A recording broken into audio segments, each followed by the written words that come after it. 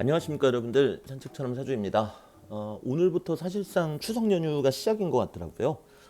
그래서 아마 운전하시는 분들도 많이 계실 거고, 또 이미 가족분들하고 만나신 분들도 계실 거고, 또는 뭐 가족분들하고 해외여행이나 국내 여행 가시는 분들도 계실 것 같아요.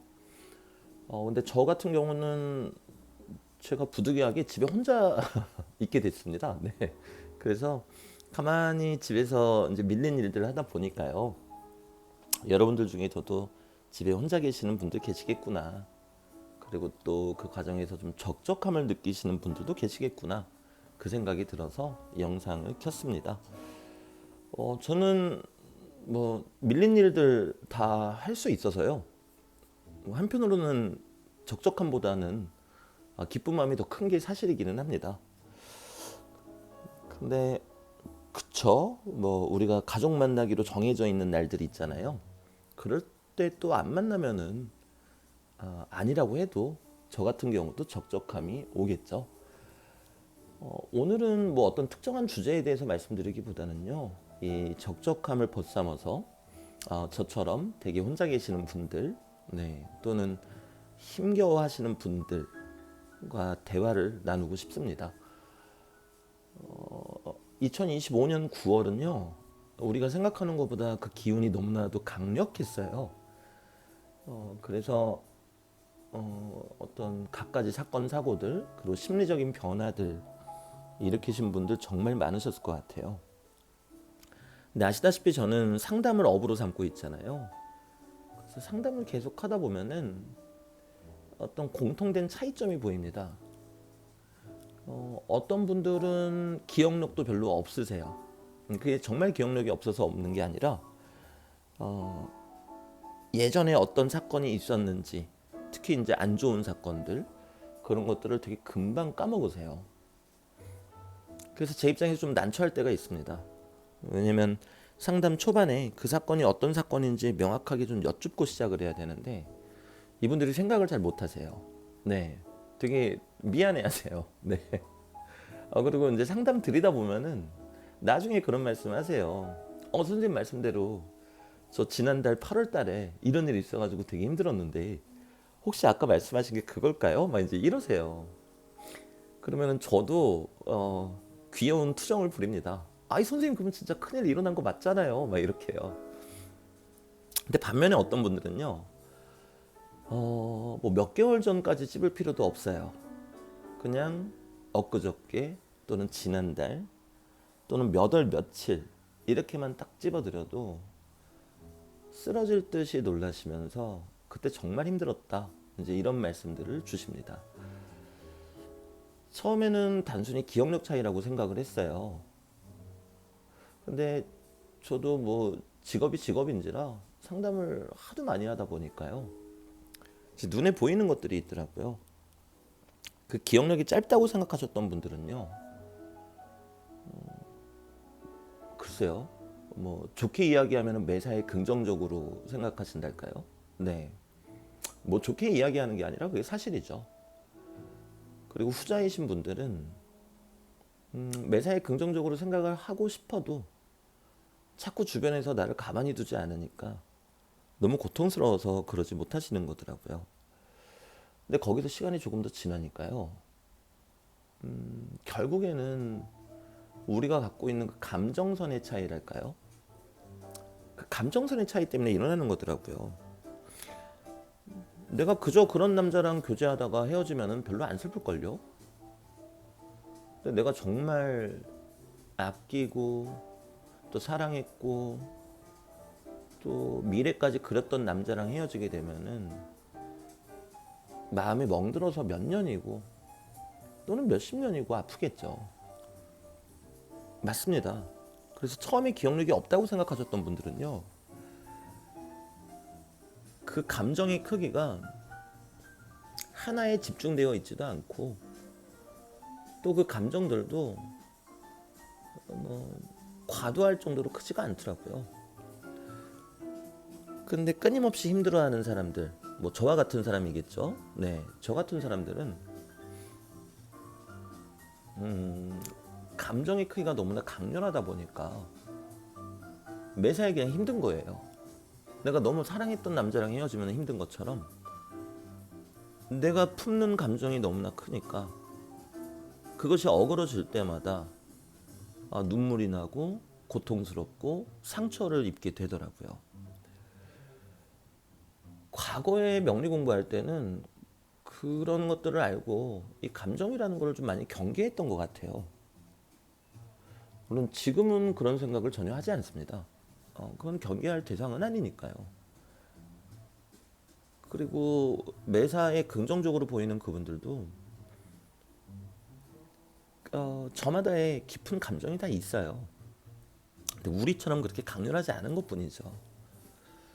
근데 한편으로는 그런 대단한 감정, 뭐 천장을 뚫고 나갈 것 같은 그런 감정이 있어야 글쎄요. 그냥 단편적으로 생각했을 때 뭔가를 또 이룰 수 있지 않겠습니까? 또 이뤄서 뭐 할지는 모르겠지만요. 아무튼 그렇다라는 거죠. 여러분들도 많이 느끼셨겠지만 가끔 허무해질 때가 있습니다. 2년 전, 3년 전에는 이것 때문에 중내사나 했는데 2, 3년 지나고 나니까 공허하달까요? 그리고 1분 1초 쪼개가면서 열심히 살았다가도 문득 공허해질 때가 있죠. 결국에 이렇게 살아도 어느 날 갑자기 내가 세상을 떠나면 그걸로 끝날 텐데 내가 지금 뭐 하는 거지? 쓸데없는 생각이죠. 네, 쓸데없는 생각이에요. 그 시간에 그냥 열심히 살아야죠. 네, 여러분들도 아시죠? 네, 저도 알고 있는데요. 그럼 뭐 생각이 드는 건 자유니까요. 그런 생각이 드는 걸 뭐 어쩌라고요, 그죠? 네. 그래서 예전에는 매사에 긍정적이고 그 감정의 크기가 아주 강렬하지 않은 분들을 부러워했어요. 처음에는 애써 외면하고 싶어서 그 사람들의 가정 환경이 이래서 그럴 거야. 저 사람의 삶이 계속 성공 가도를 달렸으니 그럴 거야. 이렇게 회피하고 싶었던 것 같아요. 근데 시간이 흐르고 저는 계속 사람을 바라보고 또 직업도 명리학을 공부하는 직업이 되다 보니까 이제는 인정할 수밖에 없겠더라고요. 그것은 환경 탓이 아니라 나의 탓이라는 걸요. 근데 앞서도 말씀드렸다시피요. 그 감정 잘못됐다고 생각하지는 않아요. 물론 뭐 스님들이나 목사님들이나 신부님들 보면은 결국에 다 똑같은 말씀하시잖아요. 뭐 놔줘야 될 때 놔줘야 된다. 그리고 있을 때의 소중함을 생각해라. 다 그런 말씀들 하시잖아요. 근데 저도 모르겠어요. 근데 그분들도 속세에 내려오셔가지고 우리처럼 1년만 사시면 왠지 그렇게 쉽게 말씀 못 하시지 않을까? 저는 그 생각이 좀 듭니다. 네. 물론 이제 목사님들 같으신 경우에는 속세랑 인연이 조금 더 맞닿아 있으니까 그쵸. 또 안 그러실지도 모르겠지만요. 뭐 아무튼요. 지금 영상에서 나오는 이 피아니스트가요. 빌 에반스라는 피아니스트예요. 오해하지는 마십시오. 저 재즈 잘 모릅니다. 재즈 잘 모르고요. 락 음악, 메탈 음악 좋아합니다. 근데 나이를 좀 먹으니까요. 이거 신기하게 어느 순간부터 재즈가 좋아지더라고요. 그리고 보니까 저는 고등학생 때 저희 어머니가 제 영상은 안 보실 테니까요. 학원 땡땡이 치고요. 재즈바에 계속 갔었어요. 네. 고등학교 한 2학년 때부터요. 네. 옛날에 좀 좋아하긴 했었나 보네요. 근데 아무튼 저희 주 종목은 락하고 메탈입니다. 근데 나이를 좀 먹으니까 재즈가 좋아지더라고요. 근데 저는 막기라서 뭐가 뭔지 잘 몰라요. 여기서 나이 더 들면은 트로트도 좋아하지 않을까 그렇게 좀 기대를 하고 있습니다. 근데 제가 재즈를 고등학생 때 그렇게 좋아했다가 락하고 메탈을 좋아하게 된 계기가 있었어요. 고등학생 때는 정말 재즈를 좋아했던 것 같아요. 근데 저는 좀 비평가처럼 음악을 듣는 타입이라 어떤 음악이 좋으면 그 아티스트의 생애부터 그 앨범이 나오기까지의 과정, 뭐 에피소드 이런 거를 즐겨 찾아보는 타입이었거든요. 피곤한 타입이죠. 근데 이 빌 에반스 같은 경우에는 인생이 불행하더라고요. 네. 뭐 본인이 아꼈던 사람들이 연달아서 계속 극단적인 선택 또는 사고로 가더라고요. 그리고 특히 그 중에서 두 번째는 대단히 아꼈던 여자가 극단적인 선택을 했고 그것이 이제 본인 때문이라는 죄책감에 시달렸고 또 그랬을 당시에 이제 형제가 큰 도움이 됐었는데 그 형제마저도 또 극단적인 선택으로 세상을 떠났어요. 그래서 이 가수에게 붙여지는 별칭이랄까요? 세상에서 가장 긴 자살이라는 별칭도 있습니다. 왜냐면 빌 에반스의 친구가 빌 에반스 사후에 그렇게 이야기했던 걸로 제가 기억을 합니다. 그리고 빌리 할러데이라는 가수도 좋아했죠.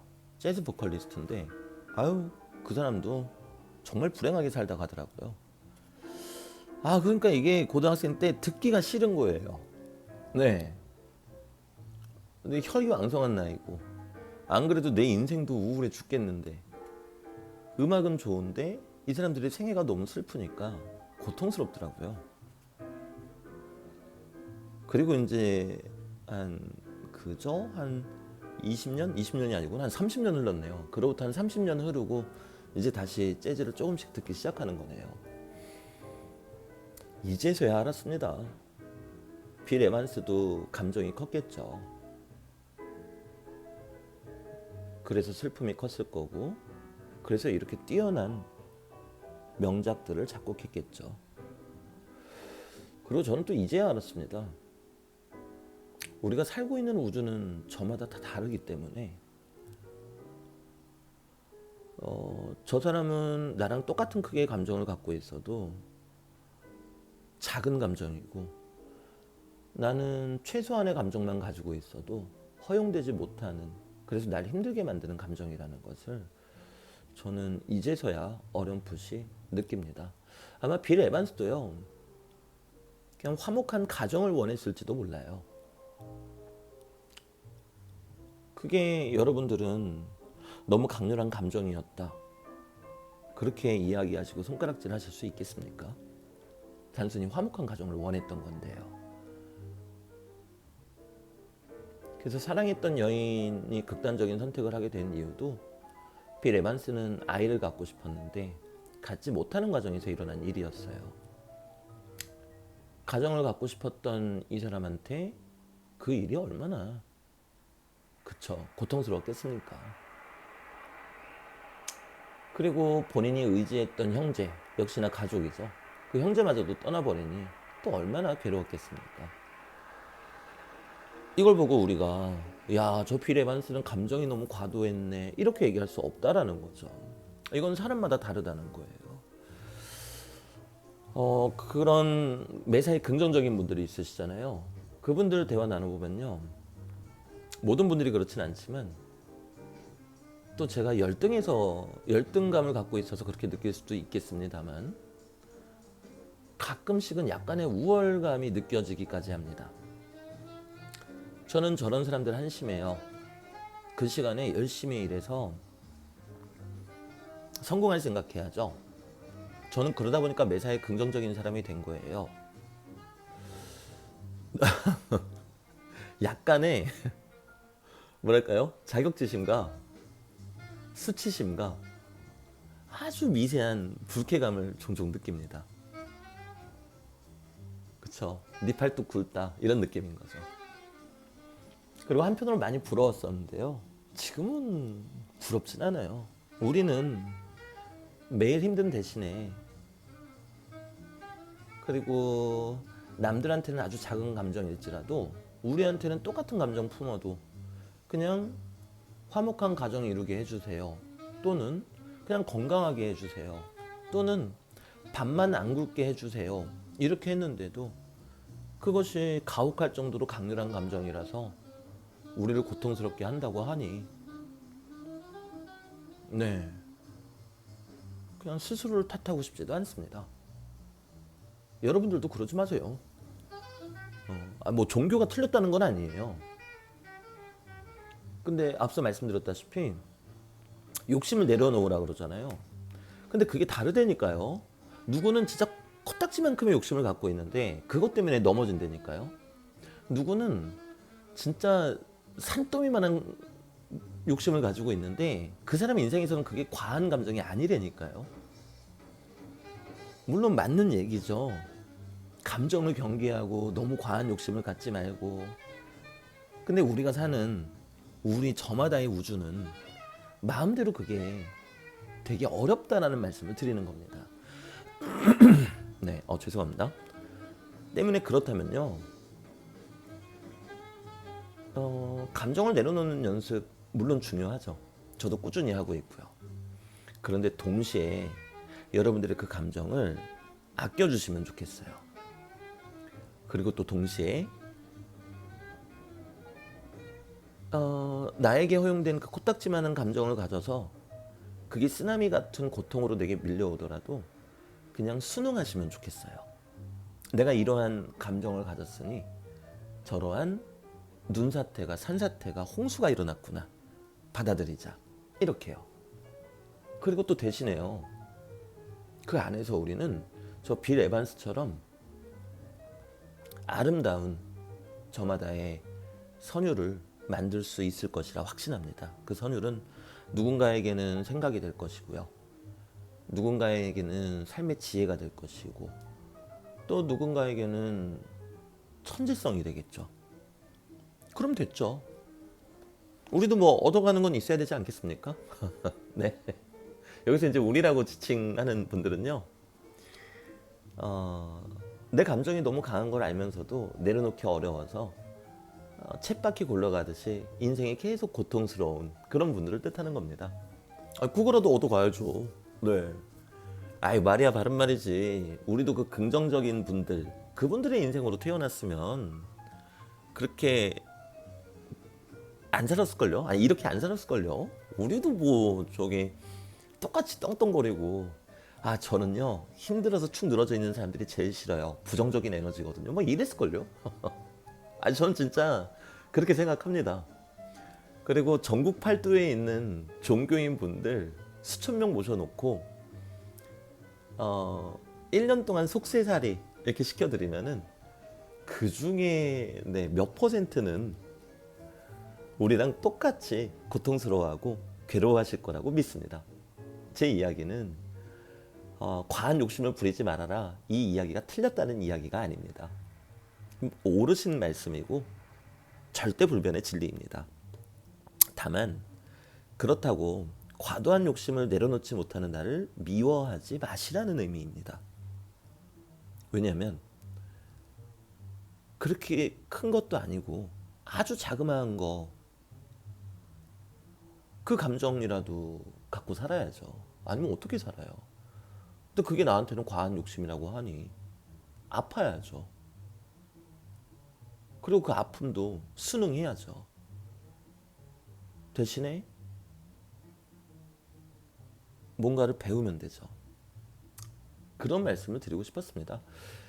이 영상을 녹화시킬 때쯤만 해도 무슨 말씀 드릴 줄 몰랐어요. 한 즉흥적으로 영상을 킨 거였거든요. 4시부터 상담이라. 근데 결국에 이런 이야기로 흘러가는군요. 네, 좋습니다. 우리 결론을 한번 내보자고요. 명리학이나 명리학을 비롯한 각종 철학 그리고 종교에서 이야기하는 것처럼 과한 욕심을 부리는 것은 안 좋다. 그러니까 내려놓자. 오케이, 통과. 그리고 두 번째, 하지만 우리가 갖고 있는 이 욕심을 과한 욕심이라고 손가락질 받을 필요는 없다. 왜냐하면 우리가 거주하는 공간이 서로가 모두가 다르기 때문에 상대방한테는 내가 갖고 있는 감정이 아주 작은 감정일 뿐인데 내 우주에서는 너무나 큰 감정이 되어버려서 내가 고통스러운 것이다. 그러니 내가 과한 욕심을 가져서 마음 아픈 일들이 자꾸 생긴다 할지라도 너무 무너지지 말자. 그리고 마지막 세 번째, 그 무너짐으로부터 무언가를 얻어갑시다라는 것이 되겠네요. 네, 그렇습니다. 이제 저도 가보겠습니다. 행복한 추석 되시고요. 네, 그 즐거운 추석 연휴 보내시고 계시는 분들은 이 영상 안 보시면 좋겠네요. 네, 가보겠습니다.